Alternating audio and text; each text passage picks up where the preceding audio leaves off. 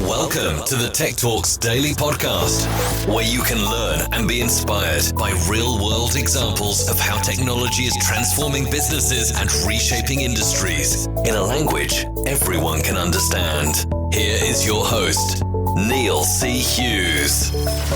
Welcome back to the Tech Talks Daily Podcast. Now, I have a great guy lined up for you all today. His name is Brendan Kavanagh, and he is the CEO of a company called Olive Group, which is an Irish-founded EdTech company that recently announced a strategic 5-year partnership with the UK's National Open College Network Group. And as part of that strategic partnership, they're going to be launching a new best-in-class virtual learning platform called vLearn, which will bring virtual learning services to training providers and colleges globally, not just in the UK, but international markets too. But I don't want to reveal any spoilers here, so buckle up and hold on tight so I can beam your ears all the way to Dublin so we can speak with Brendan Kavanagh, CEO of Olive Group. So a massive warm welcome to the show. Can you tell the listeners a little about who you are and what you do? Sure. My name is Brendan Kavanagh, and I'm the founder and CEO of Olive Group. And firstly, let me just say it's a great pleasure to be on the show. Huge fan of yours, Neil, and thanks very much for having me on. And so I'm Irish, and Olive Group is a global company in the education technology space. But I suppose as an entrepreneur, my history really sort of is around, working from about 12 or 13, looking for ideas all of the time. And I, from an early age, was very interested in technology. And also, I suppose we're going to talk a lot about education. And I probably wouldn't have been the most sort of out of the box compliant student either. I was interested in what I was interested in, and I went to school obviously in Dublin, and it was kind of expected that I would go from secondary school and the equivalent of A levels, leaving cert straight into university, but I had the arrogant view that university was for slow learners, and so kind of straight out into business. And I worked initially in the oil and gas space, and I was, I think, always sort of more interested in something that was going to be transformational. And I ended up doing a management buyout of a small company that my dad worked for 30 years, much to his horror. And I was 24 years of age. And doing a management buyout is a very interesting thing, particularly in a company, because it tends to deter other people who want to buy the company if the management are about to walk away. So it was on that basis that my dad wasn't overly supportive. He would have been the traditional sort of cap in hand to the owner. So that's kind of where it started. And at 24 years of age, we sort of were responsible for the supporting downstream service station networks here in Ireland. And why that was interesting was because I'm old enough to remember sort of batteries and tires and in service stations, and I was part of that whole sort of the introduction of microprocessor based technology, where service stations went from being sort of boring sort of batteries and tires to massive superstores. And so I rode on that wave, and over the next sort of 10 years, I grew 4 companies in that technology space within the oil and gas space, and then sold them a few times. And so that was kind of got me up to just before, thankfully, I think 4 or 5 incarnations in that space with new technologies, bringing them in. And then I exited in 2005 and then bought back the company in 2006 and sold it again in 2007. And that brought me up to 2007, just before the look of the Irish, just before the crash. So, yeah. And that's when, I was in a space where before, I always was saying that before I was 35, I wanted to be independently wealthy. Not necessarily that money is my God, but independently sort of wealthy enough to be able to sort of do whatever I wanted to. And so I landed in 2007, being able to sort of look at what I wanted to do. And education was always a big draw for me because, like I said, I had lots of opinions around how education should be delivered and how the benefit of college and university as distinct from experiential learning and stuff like that. So you can imagine lots of opinions goes with the culture here, right? I love that, though. You've been on an incredible journey, and I think it must be the Gen X spirit because I skipped the whole uni thing as well, and not that many people I knew back then did go down that route, and things were quite different then. But here in 2021, what is the Olive Group, and what kind of problems are you helping your customers to solve with technology? Yeah, so Olive Group around that time, everybody remembers the 2007 to 2010 sort of what was then described as the biggest crash ever and recession and all that sort of jazz. And in fact, I think we're about to learn that there's nothing towards what's coming. But I wondered what I wanted to do. I have this thing about education that I believe from the heart that it's a human right, and I believe that work is dignity. And so it isn't all about sort of this, success is a relative thing. And I've heard a number of your guests speak about that as well, Neil. Yeah. And for me, I had the opportunity then, because I had been working, I sold companies to larger companies where they fit in and add value, but then ended up sort of being responsible for large workforces. And so during that time, obviously with the recession, what was happening in the UK and Ireland was that there were large workforces being laid off. But also there was massive foreign direct investment from the big silicon companies and the like. So I saw an opportunity during recession, and particularly in the area of compliance and retraining and stuff. I saw an opportunity to actually address something that was pretty sort of close to my heart. And so I started Olive based on, as a compliance and agile learning company, bridging people from basically the dole into newer opportunities and retraining them and stuff like that. So Olive was kind of born out of that. And then being an entrepreneur, I suppose, what's a good space to be in during a recession? It's a have to have business rather than a nice to have business. So I could see that opportunity as well. So Olive was kind of born out of that. And then also around that time, the advent of cloud technology meant that we could start to bring learning to the cloud, and the possibility of being able to stream video and make that whole learning process a little bit more enjoyable than traveling to a hotel somewhere or a classroom and sitting there for 3 or 4 hours and having death by PowerPoint and all that sort of stuff. So that was close to me as well. And in 2009, I climbed Everest. Wow, did you really? Yeah, I'd always been talking about that as well.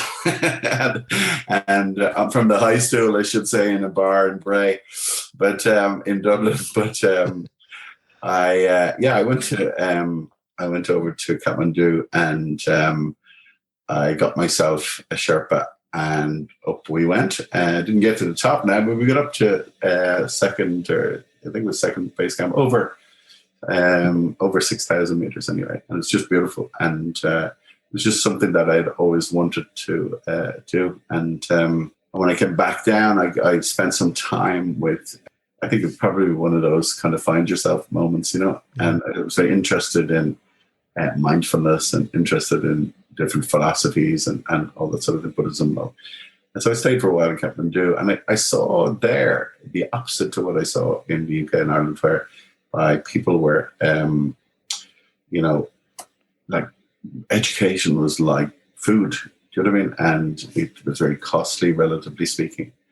And so I also looked at the talent that was there, and it was very, very interesting that we could start a digital content production company in Kathmandu and have, really sort of highly trained people and pay, a percentage above the market rate and churn out content faster than we could do in the West at a tiny fraction of the price. So kind of from the point of view of learning and Olive Media, it was kind of born from there. And then from 2010, 2011, we have been growing and sort of addressing sort of classroom training. The compliance training where we started was, obviously interesting because, as I say, it's a have-to-have business rather than a nice-to-have. And even still, we're only scratching the surface there. I mean, the amount of money that is, I would say, wasted, by shipping people all over the place, civil servants to corporate employees to take compliance training when, they're bored to death, number one, but also they're just ticking a box rather than having just a platform where you can engage and learn at your own pace and all the rest of it. So we started building out our own platforms for delivery then. And then the next sort of generation was what we were probably creating the highest quality of content and motion graphics as distinct from PowerPoint Online. And so then bigger companies in retail, like Tesco's and all those, they asked us to start creating content for them and platforms for easy deployment and app technology. And we've just grown from there across construction, hospitality, retail, manufacturing, health, sport, all that kind of thing. There is so much opportunity in education technology and so much dinosaur practices, so it's a space that's on fire. Yeah. Yeah, I've got to go there. I've got to ask about Everest. For anyone that's thinking of taking that trip, are there any tips or any crazy stories that are suitable to share with us today?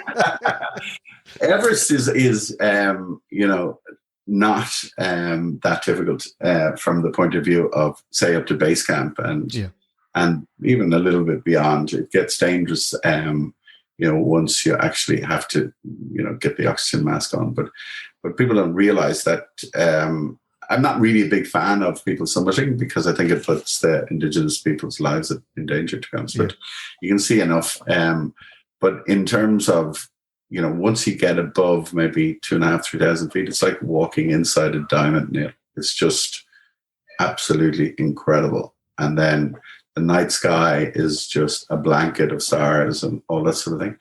And the experience is something that, it's probably like for all these, I resent all these fit people in the gyms with their big biceps and all the rest of it. The great thing about mountaineering, and Everest is not a mountain, it's a peak, so you can go up and down, is that these fit gym people don't actually do well there. But the fat smokers and all do much better because they're used to gasping for breath. Where do I sign up? But it was an amazing experience. And then also, as I said, getting to know the talent that's actually on the ground in some of these countries. Yeah. And we started a wholly owned subsidiary there. And then also, one of the guys studied, one of the CEOs in India now. he studied accountancy in Dublin, and he worked with us for a while, and he went back there. So we ended up in a position where we're really tapping into the explosion of Indian talent. The talent in India is phenomenal. And of course, there's 1.3 billion of them. So when you get to the cream at the top. So being able to sort of merge the best of the West, I would say, in terms of designers and in terms of project management and all the rest of it, with the capability, as India, that's kind of what accelerated sort of a cheeky little Irish company like ours. We're able to accelerate so much faster in lots of different technologies, and like augmented reality, virtual reality, AI, machine learning, all that sort of stuff. It's just incredible if you can get that right. And it must be a wholly owned subsidiary, like subcontracting and all the rest of it doesn't really cut the mark. And so I just have kept reinvesting year on year for the last 10 years into Olive and creating more and more platforms and opportunities and disrupting in terms of the amount of waste that there is in education, so. Yeah. Incredibly cool what you're doing there. But on the subject of compliance training, though, I've got to reveal here, I still get flashbacks from poor sessions of compliance training sessions over the years. And one particular story I'll always remember, I was working in the events industry. Let's say 6-7 years ago, there was a compliance training session. And there was a story about, the training involved what would happen in the event of a terrorist attack if a gunman entered the building. And to this day, I still remember the options. If a gunman entered the building, the options were, do you A, hide behind the curtains, or 2, hide behind a metal door? And I was thinking, whoever chose A for that. Yeah. I think, that's mad.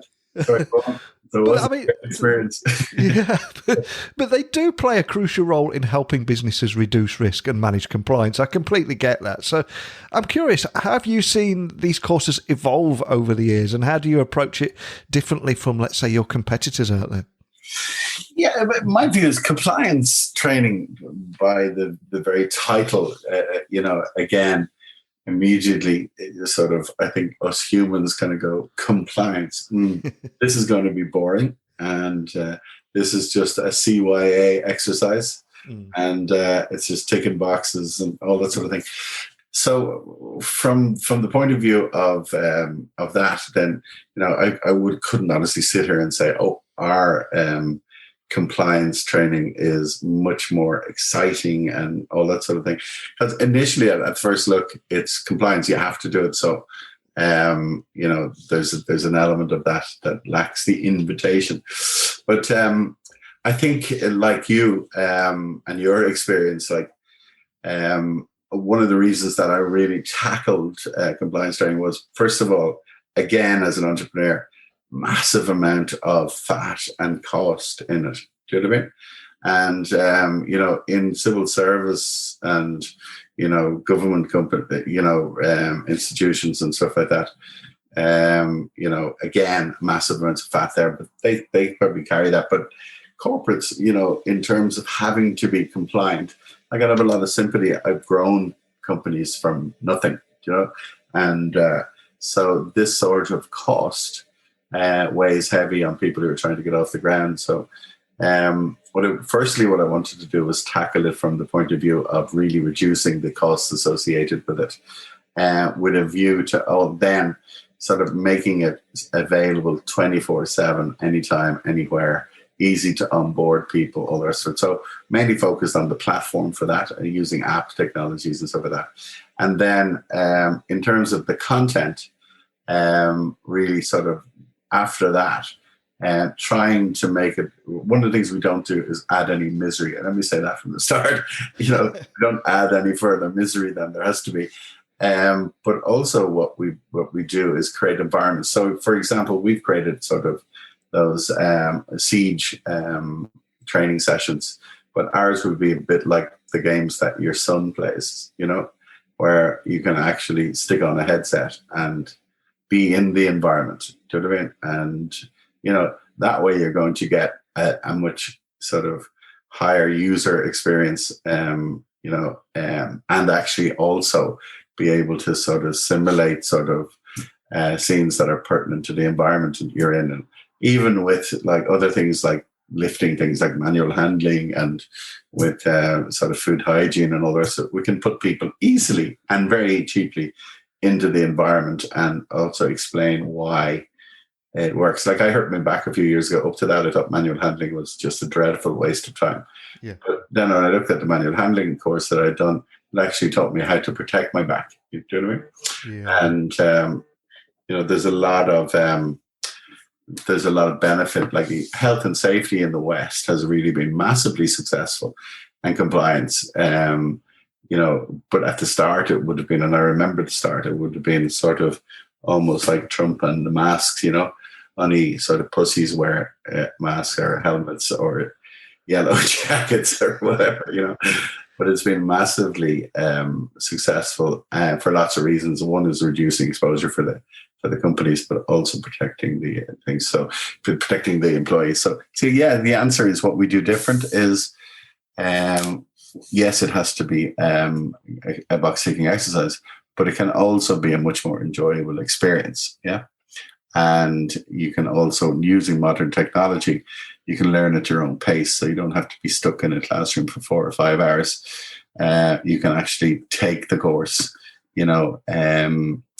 bite size over a period of time. And you can also sort of experience sort of the motion graphics, where it's taking you on a journey and explaining things in a much more sort of enjoyable way than just sitting looking up at a projector. Yeah. No one wants death by PowerPoint. No. Exactly. Yeah.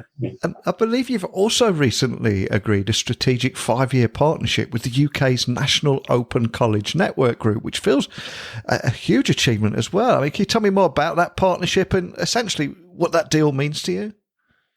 Sure. It's a massive sea change for us, in the sense it's also tied into what's happening generally in the education technology space, because these guys provide a lot of the apprenticeships in the UK and internationally, and traditionally they would be providing sort of a pack for apprenticeships that are delivered in a classroom environment.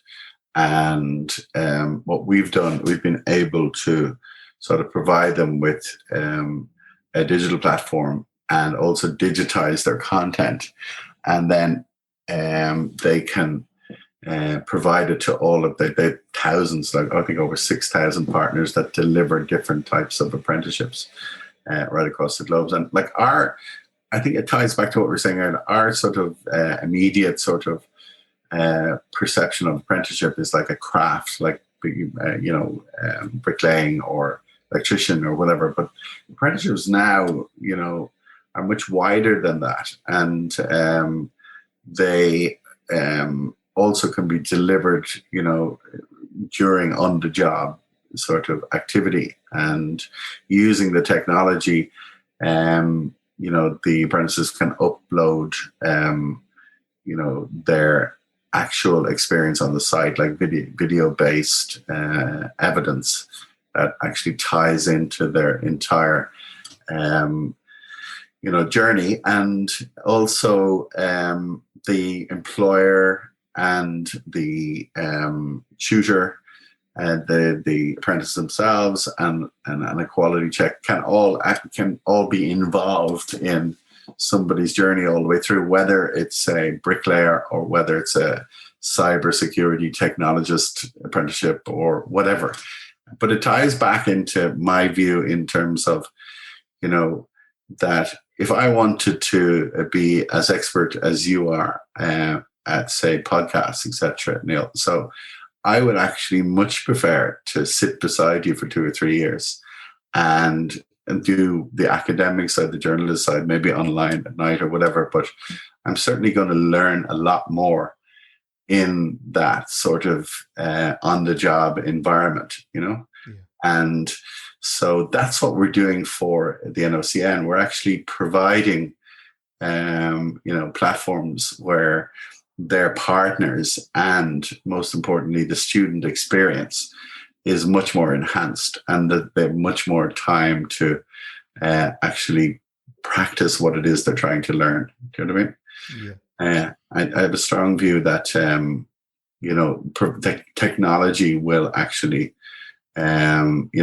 give people an opportunity to be able to learn on the job, so to speak.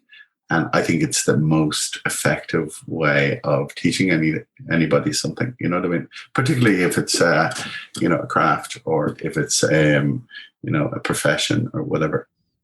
Yeah, completely agree. I'm exactly the same. That's the only way I can learn, and possibly why I didn't do so well back at school, when, I don't know, things were kind of taught very differently, and if you didn't fit into that method of teaching, you just kind of got left behind. And like you said, you only got interested in what you were interested in then. But moving forward, do you have any further plans to expand within the UK market? And are you preparing for any other key developments over the next 12 months that you can share with us today? Yeah, sure. There's a lot happening in our space now. And if you look at where we're at, I mean, COVID has accelerated the digital transformation of education, probably by about 3 years. And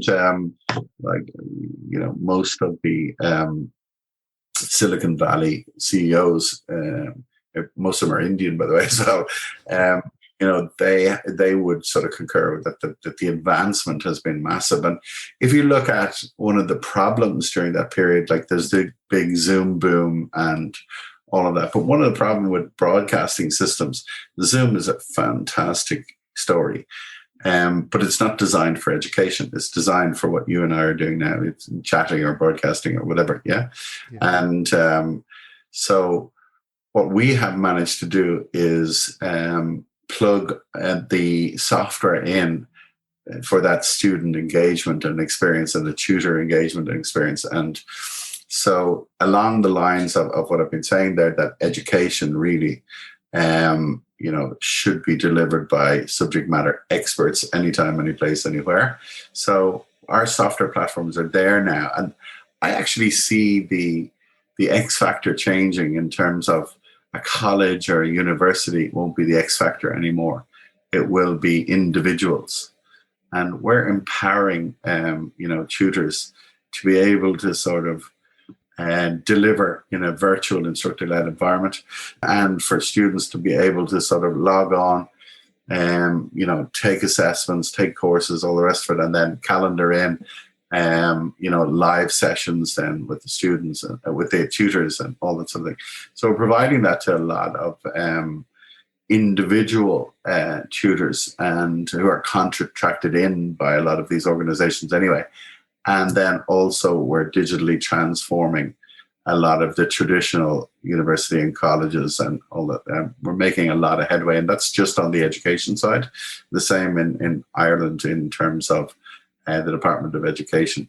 And then there's also, I keep mentioning this, we want to be disruptive. There's a lot of cost to be taken out now in terms of old legacy learning management systems and all the rest of it, where our software just plugs straight into it could be Zoom, or it could be Microsoft Teams, or any of these. We just plug straight in, and you can create an instance of learning, and then have all the records there. If it's compliance and regulatory, you have all the records there. If it's soft skills, you have all the records there. If it's an apprenticeship, have all the records. So much easier, if that makes sense. And so what we're doing that for a lot of, I think a lot of the colleges and educational institutions that are under huge threat. You can imagine the amount of money that they've lost in the last year, Neil, in terms of signups, and really they weren't ready for any kind of online education or online experience. It's where we now can actually save a lot of these businesses by putting in the software, and they can actually scale and even widen their registrations. And, on a blended way, maybe the students come onto the faculty for 2 or 3 months a year, but you can get more students through the loop that way. and they can have virtual experiences with tutors and the best of tutors. So you don't have to wait till September for a course to start. All that traditional model, we're kind of smashing through all of that.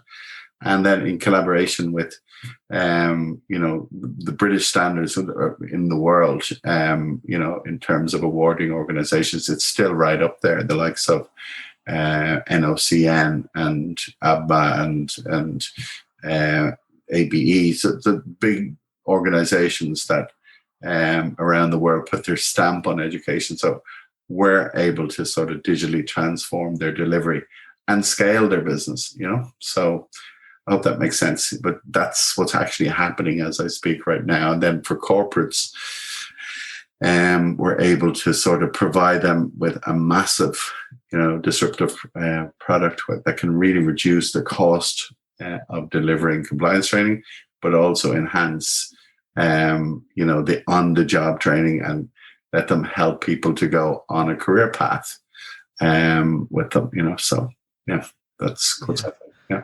Makes sense. It feels like an incredibly exciting space at the moment. And there's a lot of hype at the moment around emerging technologies. I'm curious, is there anything in particular that excites you that could help you continue to improve and evolve as a company too? Is there anything you've got your eye on?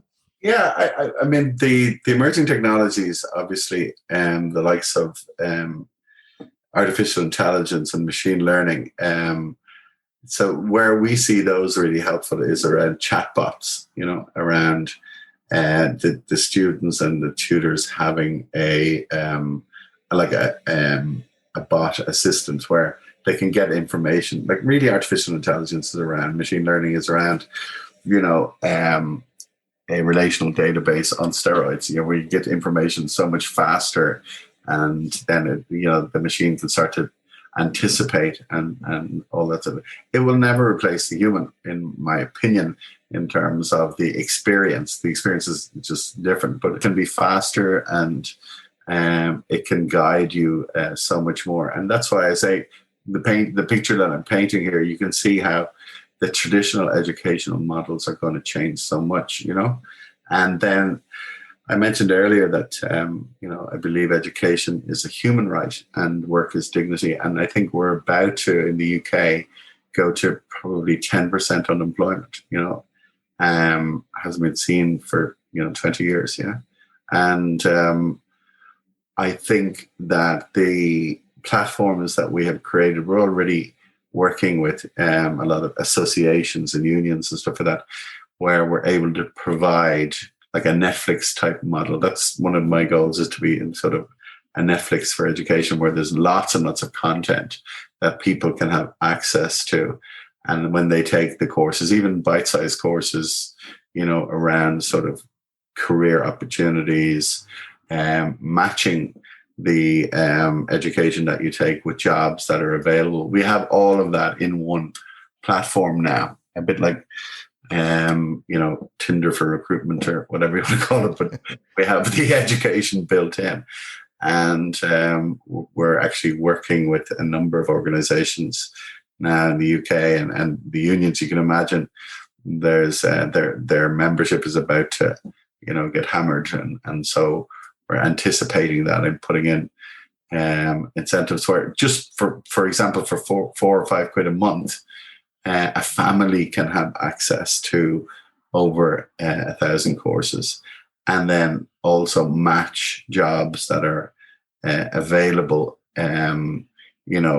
using sort of those matching algorithms based on the knowledge that they have and the education that they're taking. And I'm talking about awarded courses now, courses that are endorsed and have awarded awards with them. And because we're moving into the fourth industrial revolution, if arguably we're already in it. And so I think the whole space of jobs, we're moving more and more into that gig economy. I don't think we'll ever, not that you or I would have ever wanted it, but you won't join a company and get the watch in 40 years or 50 years later. That's just not going to happen.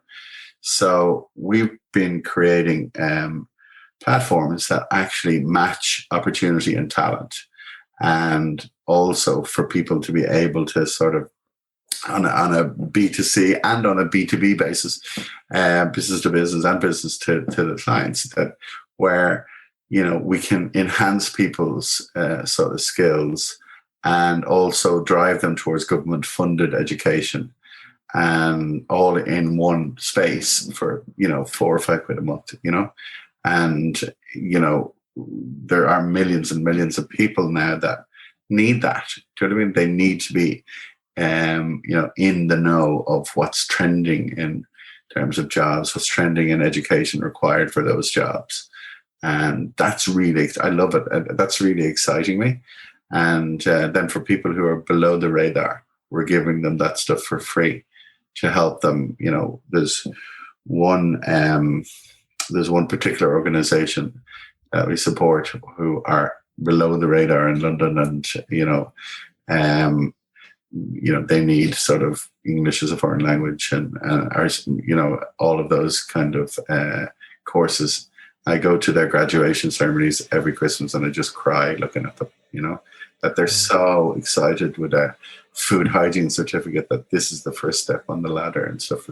So all the way from that right up to, as I say, cyber security technologists, or, all of that is so much more possible now, and matching opportunity with it. We're not sort of doing this in the future. We have already created those platforms, and imagine that we can make a difference in people's lives. That's something that really excites me. Incredibly cool. And something I always say at the end of every episode is technology works best when it brings people together. And something I feel I've got to highlight here is the fact that you've trained more than 2 million people across the world and created digital learning content in 27 different languages and employing 600 people across 12 countries, which is just inspirational. But where do you go from here? What is your grand vision?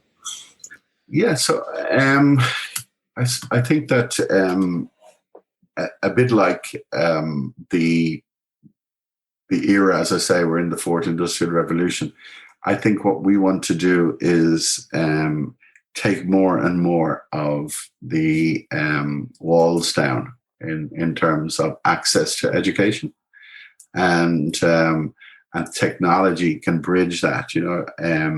I did a TED talk a few years ago about the fact that formal education and employment, the bridge has been traditionally broken. So what I'm really sort of focused on is what I spoke about earlier on, that giving people access to education to get the jobs that they want, do you know what I mean? And to go on the journey that they want. And so bringing in, those the AI technologies, and then also we're already sort of involved in immersive environments where people can also, using augmented reality, learn and tackle some of the restrictions. Like, for example, there's massive growth in autism and stuff where there's barriers there for people to learn. So creating platforms that are far more, accessibility friendly, and like, for example, so to get a job in, say, Walmart's in the States or Tesco's in England or whatever, imagine that you just put on a headset and there is an avatar in front of you. And if it's something like compliance or regulatory or, chemical cleanup or something like that, you basically just copy what the avatar does. Yeah. So it transcends language. It transcends, all the different types of restrictive sort of learning environments that people would have. And so we're doing that. That's not in the future. We're just doing that, and we want to do more of it. And then, continue to, advance then around the whole space of learning at your own pace. You know what I mean? So that you're constantly learning, but from a bite-sized point of view, but it's applicable to where you want to go. So creating those learning paths inside operations. And, if I want to be, as I said earlier, a podcast extraordinaire, like yourself, then there might be opportunities for me to be able to sort of, work with you for 2 or 3 years, be funded by the government, and at the same time, an evidence-based sort of learning platform that allows me to get a certificate at the end of it. You know what I mean? Those kind of things. Just really bringing more and more accessibility into education and matching it, very importantly, with opportunity and employment. Yeah. Well, there's always a seat and a microphone next to me, my friend, if you ever want to take me up on that. Well, don't be surprised if I take you up on that. But I think Gary was talking about going back to selling stuff out of the garage, wasn't he? Garage. Yes, yeah, flipping up things for the garage sales. So I think that never say never, as they say. But so it's a very, as I said, it's a very, very exciting space. And for us, in terms of Olive Group, we've been reinvesting. Now is our time. We really are sort of, I believe, ahead of the curve. And while it seems like we do so many things, Neil, we actually do 2 things. We do content and we do platform. And we, make it relevant to whatever sector or space people are in.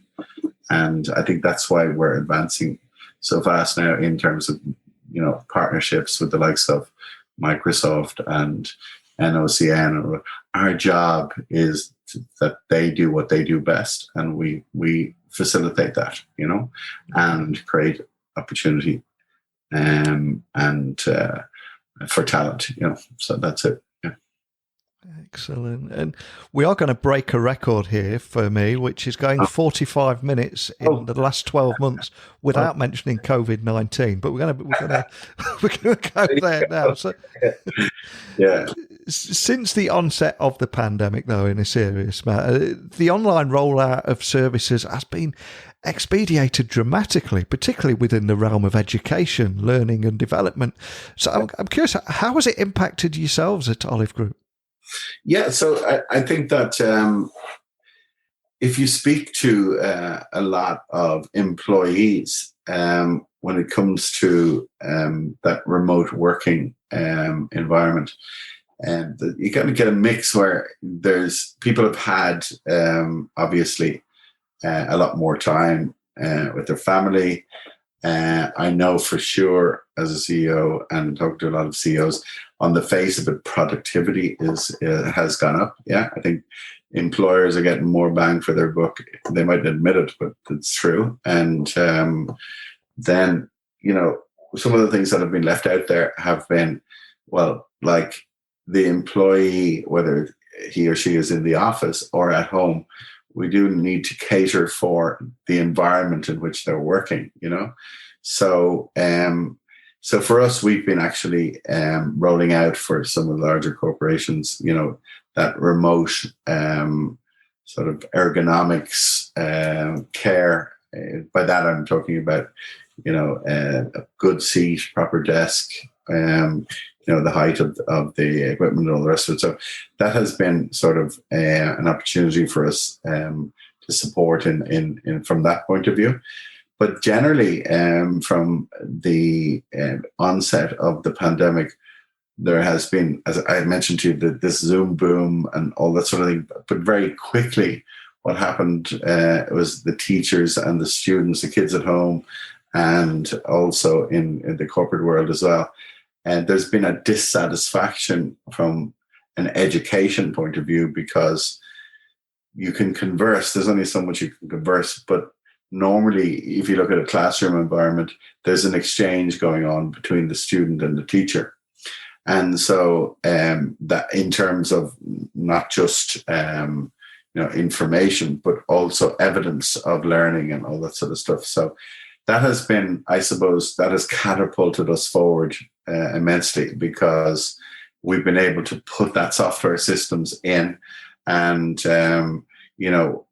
what's happening is people are now turning towards our systems so that there's much more engagement between the tutor and the student. So that has had a big impact in our growth and in terms of our partnerships and the opportunities. So like I say, probably put us 3 years ahead of where we thought we would be. So that has been quite dramatic, but also in terms of creating content, it's even more important now that the content is engaging. And so again, we've been bringing out new tools where we can create content faster using the sort of imagery and learner experience that they get from Netflix or from YouTube or whatever, rather than, as I say, the old sort of paper-based or death by PowerPoint or sort of e-learning type thing. So the answer to your question is it has accelerated. It's given us an opportunity to support people in that environment. We've created massive amounts of content around mental health and well-being, and also courses around sort of giving people the tools to be there for each other during the. We had a big launch of a course that we built called Being There, with lots of organizations like the NHS and the Security Institute and the likes.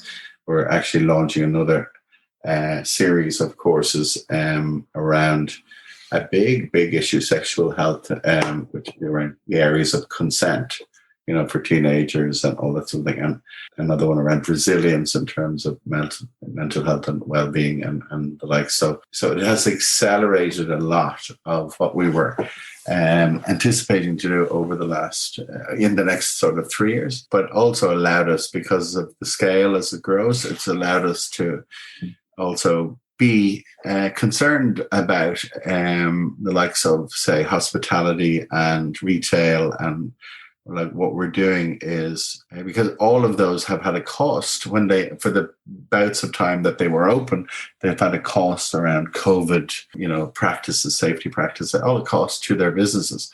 And then when they open again and hopefully post-COVID, they'll all have to retrain again around compliance and all the rest of it.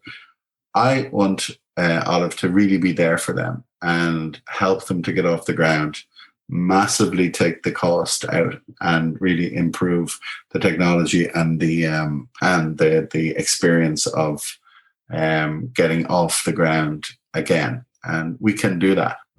So it created a lot of acceleration in our business, but also a lot of opportunity to really be there for our clients and for people, both in terms of getting jobs and then also in terms of getting their businesses off the ground again. Well, I've loved chatting with you today. And for anyone listening that would like to dive a little bit deeper into everything that we've talked about, because I think we've only scratched the surface and equally covered a lot of ground in a short amount of time. So for anyone that wants to continue and have a look and maybe even have a conversation with you, what's the best way of doing that? Sure. My email address is brendan.kavanagh@olivegroup.io. Excellent. And the website URL as well, just for people wanting to check that out? So it's www.olivegroup.io. There's so many different domains now, isn't there? There you go. Yeah. The tech guys are going for IO. It sounds like fashion. Yeah. Well, like I said a few moments ago, I love what you're doing here, leveraging technology to train more than 2 million people across the world. It's just phenomenal, especially because it's in 27 different languages as well. So I love what you're doing. I'm going to continue to follow your story. Hopefully when all this craziness is over, we can meet and have a nice pint of Guinness or something. I look forward to that. Absolutely. And also we, while everything seems online and remote, what I truly believe is that blended is the real solution, isn't it? A bit of both, Yes. We need that human contact. Oh, more than ever. I think we miss that right now. Would it be learning or in the workplace? It's that blended hybrid approach, 100%. Yeah. But if I'm in Ireland, I'll come over and see you. Or if you're ever over here, maybe we could go see a Derby County game. But I wouldn't want to put you through that. So just thanks for joining me today. That's great. Sounds great. Even that would be great, getting out again. Neil, the best of luck, and thank you very much indeed. As I say, big fan and a pleasure to be on your podcast. Thank you. Wow, what a great guy. He's somebody that I could have chatted to for hours about life, travel, football, tech, the universe and everything. And just a real genuine bloke that makes me miss those long afternoons in the pub drinking Guinness.